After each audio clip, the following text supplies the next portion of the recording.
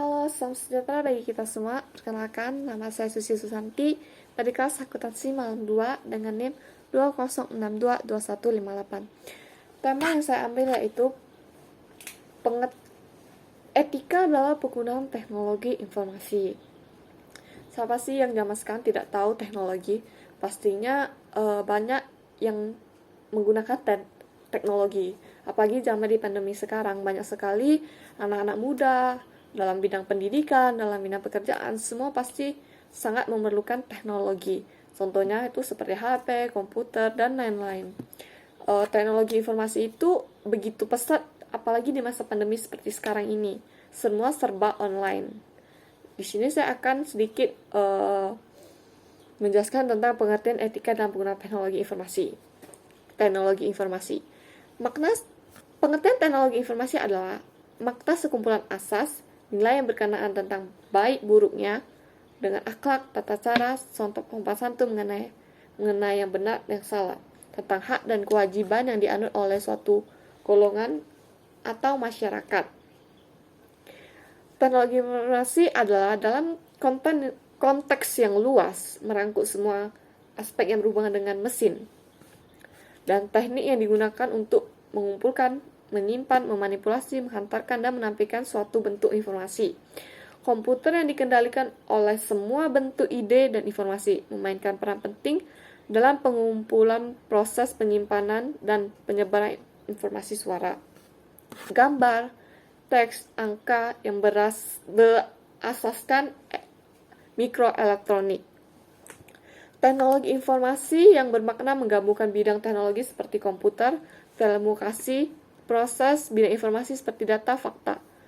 Untuk menerapkan etika komunikasi, perlu terlebih dahulu mengenal dan memahami prinsip yang terkandung dalam teknologi informasi. Yang pertama adalah tujuan. Kita harus tahu tujuan teknologi informasi ini diberikan. Tujuannya adalah memberikan kepada manusia untuk menyelesaikan masalah, menghasilkan kreativitas, membuat manusia lebih berkarir jika tanpa menggunakan teknologi informasi dan lebih beraktivitas. Yang kedua, prinsip dalam menggunakan teknologi informasi.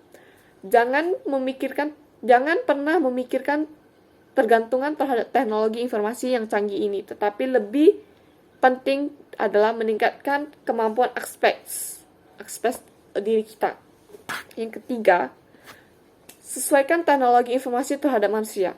Seharusnya teknologi informasi dapat mendukung segala aktivitas manusia yang harus menyesuaikan teknologi informasi. Selanjutnya, etika dalam penggunaan teknologi informasi. Tadi pengertiannya, sekarang penggunanya ya. Dalam beberapa aspek, teknologi informasi adalah terkaitan erat dengan etika profesi. Keterhubungan tersebut terutama dalam memahami dan menghormati budaya kerja yang ada, memahami profesi dan jabatan, memahami peraturan perusahaan dan organisasi, memahami peraturan perusahaan dan memahami hukum. Etika profesi juga dapat dipahami adalah kode etik dalam teknologi informasi. Dimanapun harus memiliki sebuah program ataupun software yang akan digunakan apakah ilegal atau legal. Karena program atau sistem operasi apapun digunakan selalu ada aturannya, penggunaan secara English. Terkaitnya dalam bidang hukum, maka pengguna harus mengetahui undang-undang yang dibahas tentang hak atas kekayaan intelektual dan pasal-pasal yang membahas hal tersebut.